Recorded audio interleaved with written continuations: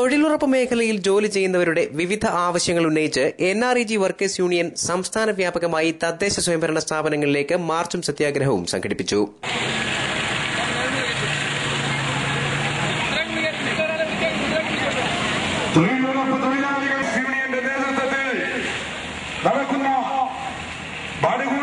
ദേശീയ ഗ്രാമീണ തൊഴിലുറപ്പ് പദ്ധതിയെ അട്ടിമറിക്കപ്പെടുക, തൊഴിൽ ദിനം 200 ഉയർത്തുക, ഓണപ്പെടുക, എല്ലാ തൊഴിലാളികൾക്കും നൽകുക,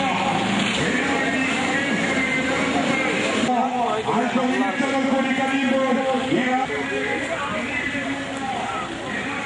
തൊഴിൽ ദിനങ്ങൾ 200 ആക്കുക, മിനിമം കൂലി 320 രൂപയാക്കുക, എല്ലാ തൊഴിലാളികൾക്കും ക്ഷേമ പെൻഷൻ പദ്ധതി ഉറപ്പുവരുത്തുക, മിനിമം പെൻഷൻ 1000 രൂപയാക്കുക, ഓണപ്പുടവ എല്ലാ തൊഴിലാളികൾക്കും നൽകുക, നഗരപ്രദേശങ്ങളിൽ അയ്യങ്കാളി പദ്ധതി നടപ്പിലാക്കുക, വർഷാരംഭത്തിൽ തന്നെ ജോലി ആരംഭിക്കുക, നെൽകൃഷി, ക്ഷീരം, വ്യാവസായിക മേഖലകളിലെ ജോലികളും ജലസംരക്ഷണ ഭൂവികസന പദ്ധതികളും തൊഴിലുറപ്പ് പദ്ധതിയിൽ ഉൾപ്പെടുത്തുക, തൊഴിൽ ചെയ്ത് 7 ദിവസത്തിനകം കൂലി നൽകുക, കാർഷിക മേഖലയെ തൊഴിലുറപ്പിൽ നിന്ന് ഒഴിവാക്കിയ നടപടി പിൻവലിക്കുക, 2013 മാർച്ച് 31 മുൻപ് ചെയ്ത മുഴുവൻ കൂലിയും ഉടൻ നൽകുക തുടങ്ങിയ ആവശ്യങ്ങൾ ഉന്നയിച്ചായിരുന്നു സമരം.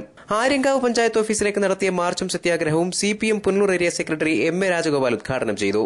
കാർഷിക മേഖലയിൽ തൊഴിലവസരം നിഷേധിച്ചുകൊണ്ട് തൊഴിലുറപ്പ് പദ്ധതിയെ തകർക്കാനാണ് കേന്ദ്ര സംസ്ഥാന സർക്കാരുകൾ ശ്രമിക്കുന്നതെന്ന് അദ്ദേഹം പറഞ്ഞു. നമ്മുടെ സംസ്ഥാനത്തെ തൊഴിലുറപ്പ് പദ്ധതിയുടെ കടക്കൽ കത്തിവെച്ച് ഈ തൊഴിലുറപ്പ് പദ്ധതി ഏതാണ്ട് ആസന്ന മരണസ്ഥയായിട്ട് കിടക്കുകയാണെന്ന് പറഞ്ഞാൽ, ഇപ്പൊ സർക്കാർ പറയുന്നത് പോലെയാണെങ്കിൽ കഴിഞ്ഞ വർഷക്കാലങ്ങളിലെല്ലാം നമ്മൾ ചെയ്തതുപോലെയുള്ള പണി ഇനി ഈ മേഖലയിൽ ചെയ്യാൻ സാധ്യമല്ല എന്നുള്ളത് മൻമോഹൻ സിംഗിന്റെ ഗവൺമെന്റും ഉമ്മൻചാണ്ടിയുടെ ഗവൺമെന്റും ഉത്തരവായിട്ട് ഇറക്കിക്കഴിഞ്ഞു. ഈ ദേശീയ ഗ്രാമീണ തൊഴിലുറപ്പ് പദ്ധതി ഇന്ത്യ മഹാരാജ്യത്ത് അവസാനിപ്പിക്കാൻ പരിശ്രമിക്കുന്നതിന്റെ ഭാഗമായി കോൺഗ്രസ് ഗവൺമെന്റ് ഇപ്പോൾ എടുത്തിട്ടുള്ള ഏറ്റവും പ്രധാനപ്പെട്ട ഉത്തരവ് ഈ ഗ്രാമീണ മേഖലയിലെ കാർഷിക മേഖലയിൽ ഇത് വ്യാപിപ്പിക്കേണ്ടതില്ല, നടപ്പാക്കേണ്ടതില്ല.